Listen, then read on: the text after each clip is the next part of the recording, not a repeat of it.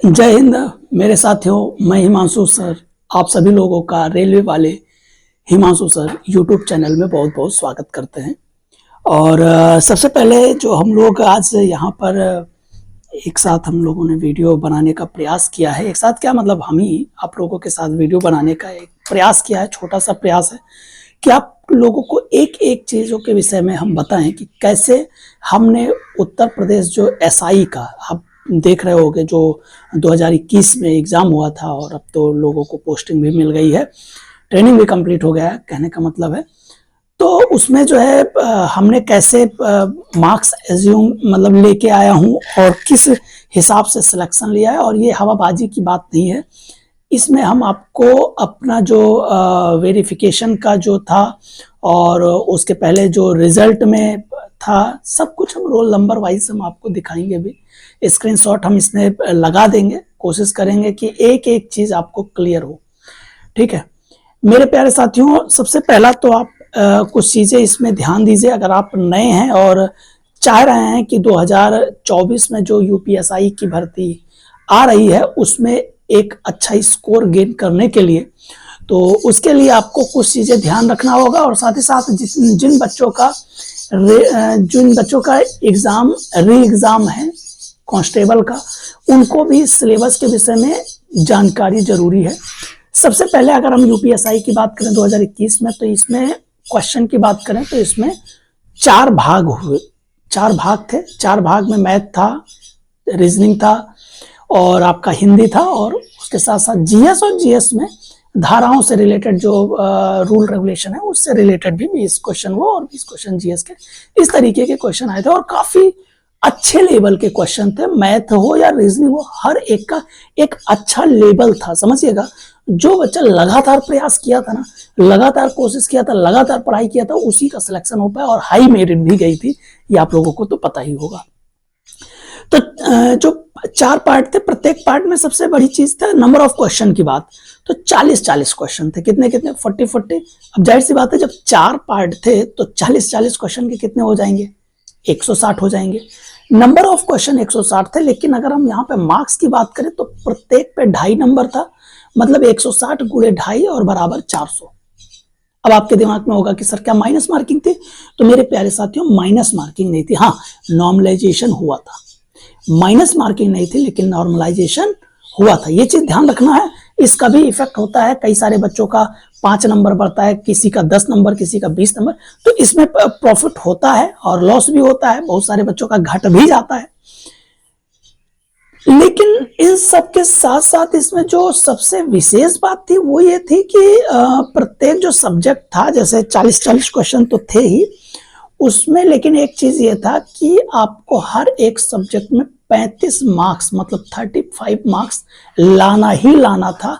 अगर आप नहीं लाओगे तो क्या हो जाएगा, तो आपका सिलेक्शन नहीं होगा। मतलब क्वालिफाइंग अगर हम बात करें तो क्वालिफाइंग जो मार्क्स था वो 35 था। ठीक है, तो ये था 2021 का, और जिसको हमने क्वालिफाई किया है। और हमारे साथ बहुत सारे जो साथी हैं जो अभी यूपीएसआई में हो भी गए हैं। इसके पहले भी जो हुआ था उसमें भी काफ़ी सारे हमारे दोस्त हुए हैं। तो भिन्न भिन्न एग्जामों में आपको भी पता होगा कि हम प्रेजेंट में रेलवे में जॉब भी कर रहे हैं, तो रेलवे के हर एक स्टेज क्लियर कैसे किया, यूपीएसआई कैसे क्लियर कर दिया, यूपी कैसे क्लियर कर दिया। और यहाँ तो हटाइए, टीचिंग का DSSB 42/21 का जो था, जिसमें 485 पोस्ट थी, जनरल 185 था, उसमें हमने कैसे स्कोर किया और कैसे हाई स्कोर 200 में 155 नंबर कैसे लेके आए। इसमें हमने कैसे यूपीएसआई में कैसे हाई मार्क्स लाए। और 100 में एक और बात है कि हमने क्यों नहीं ज्वाइन किया, इसके पीछे का कई सारे बच्चों का कमेंट था। जब हम पढ़ाते थे तो बच्चों का कमेंट था कि सर आप जब यूपीएसआई में सिलेक्ट थे तो आपने ज्वाइन क्यों नहीं किया। तो मैं आपको एक चीज बिल्कुल स्पष्ट बता दूं कि हम वेरिफिकेशन के टाइम पे होता है हाइट का, तो हमारा हाइट जो है जनरल के अकॉर्डिंग 168 होना चाहिए, बट मेरा 168 नहीं हो पाया था, मतलब नहीं था, उससे कम था, जिसके कारण हम क्या हो गए, हम बाहर हो गए थे। और वेरिफिकेशन के बाद हम जो है वहां पर नहीं गए। मतलब है कि हमारी लंबाई चौड़ाई, जब लंबाई थी नहीं, चौड़ाई तो मतलब लेकिन लंबाई नहीं थी, 168 मांग रहा था, वो हमारी हाइट नहीं थी, जिस वजह से हम यूपीएसआई नहीं ज्वाइन कर पाया। शायद अगर हाइट होती तो हम आज यूपीएसआई में मतलब कह सकते हैं कि उत्तर प्रदेश में दरोगा के पोस्ट पे होते। लेकिन कहते हैं ना कि सब कुछ अच्छा ही होता है, जो भगवान ने लिखा है वही होता है। तो भगवान की दुआ से आज हम रेलवे में हैं, और रेलवे में जो बहुत अच्छी पोस्ट होती है जिसको हम कहते हैं लेवल 5, उसमें हम सीनियर सीसीटीसी के पद पर हम कार्यरत भी हैं।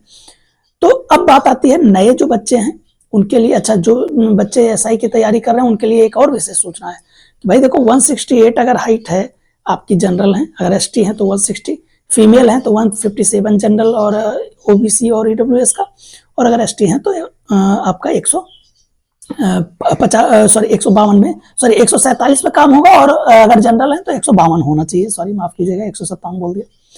दूसरी चीज है कि चेस्ट वगैरह भी होना चाहिए। 79 टू 84 ये जनरल का मेल का होता है, और 77 टू 82 ये होता है आपका एसटी का मेल में, और फीमेल में नॉट एप्लीकेबल होता है ये। आप लोग रेस जरूर लगाते रहिएगा, क्योंकि बहुत सारे जो साथी थे वो रेस में भी बाहर हुए जिनका अच्छी मेरिट थी लेकिन रेस नहीं कर पाए। क्यों? क्योंकि मेल में 4.8 किलोमीटर, यूं कहें तो 4800 मीटर आपको 28 मिनट में, लेकिन अगर आप फीमेल हैं तो 2.4 किलोमीटर, दैट मीन्स 2400 मीटर आपको दौड़ लगाना होगा, वो भी 16 मिनट में। तो बहुत सारे जो साथी थे, चाहे वो फीमेल हो या मेल हो, उनका काफी लोगों का सिलेक्शन नहीं हो पाया। मेरिट में आने के बाद भी हाई नंबर था, काफी अच्छा नंबर था, हाइट थी, सब कुछ था, फिजिकल में वो बाहर हो गए। तो ये भी देखो, हर एक पावा आपको दुरुस्त रखना पड़ेगा, ठीक है। अब बात ये आती है कि सर ये बताइए कि हम नए हैं और अभी तैयारी स्टार्ट की है, तो कैसे हम तैयारी करें, और आपने क्या तैयारी किया था? तो यार देखो, मैं पढ़ाता भी था तो मेरी तैयारी लगातार थी, मैं तो उतना टाइम नहीं दे पाता था। बट मैं यही कहूंगा कि आप लोगों को लगभग 6 घंटे अप्रॉक्स देना चाहिए पूरे दिन में, और ये 6 घंटे सेल्फ स्टडी के मैं बता रहा हूँ, जिसमें आपको प्रैक्टिस पर डे करना होगा। 160 क्वेश्चन का, वो भी टाइम के अकॉर्डिंग। आपका 2 घंटे का जो पेपर होता है उसके ही अंदर आपको करना है, चाहे आपका 10 क्वेश्चन लगे, 20 क्वेश्चन लगे, 50 क्वेश्चन लगे। शुरुआत में हो सकता है आपके बहुत ज्यादा गलत भी जाए, हो ही ना पाए, आपको बिल्कुल टेंशन नहीं लेना है। आपको एक एक करके धीरे धीरे धीरे धीरे धीरे धीरे प्रयास करते रहना। यकीन मानिएगा, विश्वास कीजिएगा, आपका सिलेक्शन होगा। दूसरी चीज है, प्रत्येक सब्जेक्ट को सही तरीके से टाइम देना अनिवार्य है। जैसे रीजनिंग की बात करें तो रीजनिंग में 1 घंटे भी अगर आप टाइम देते हैं आपका कवर हो जाएगा। मैथ में आपको लगभग 2 घंटे पर डे देना होगा, 3 घंटे ये। बाकी बचता है जीएस का और हिंदी का, ये दोनों अपने अकॉर्डिंग आप बांट सकते हैं, 2-2.5 घंटे 3 घंटे में अपने हिसाब से लगातार प्रयास करेंगे तो होता चला जाएगा। और बहुत बड़ी बात नहीं होती है अगर आप लगातार पढ़ेंगे। देखिए, ये मत सोचिए कि 15 दिन 1 महीने बचेगा तो हम तैयारी करके और कुछ कर लेंगे, नहीं हो पाता है भाई। देखो, क्योंकि प्रैक्टिस जो होता है ना, वो आपको रोज 2 घंटे करोगे वो अलग हो जाएगा, फिर 5-6 घंटे, 4 घंटे, किसी दिन 2 ही घंटे हुआ। देखो, अपने अकॉर्डिंग बनाना है, हमने क्या फॉलो किया या बाकी लोगों ने क्या फॉलो किया उससे बहुत ज्यादा मतलब नहीं होता। हाँ, थोड़ा सा ये होता है कि एक पता चलता है कि हाँ इतने घंटे तो पढ़ना ही पड़ेगा, क्योंकि लाइब्रेरी में यार आप खुद ही समझ रहे हैं कि लोग 10-10, 12-12, 14-14 घंटे पढ़ाई कर रहे हैं, तो आपको भी पढ़ना पड़ेगा भाई अगर सिलेक्शन लेना है। और ये हर एक एग्जाम के लिए कि अगर आपको सिलेक्शन लेना है तो पढ़ना पड़ेगा। तो बाकी जितने भी कांस्टेबल वाले री एग्जाम वाले हैं, उनका अगर कोई भी कमेंट है किसी भी प्रकार का, या एसआई में जो नए जो तैयारी करने वाले हैं, करने जा रहे हैं, तो उनका अगर कोई भी क्वेश्चन है तो आप लोग जरूर जो है कमेंट बॉक्स में कमेंट करिएगा।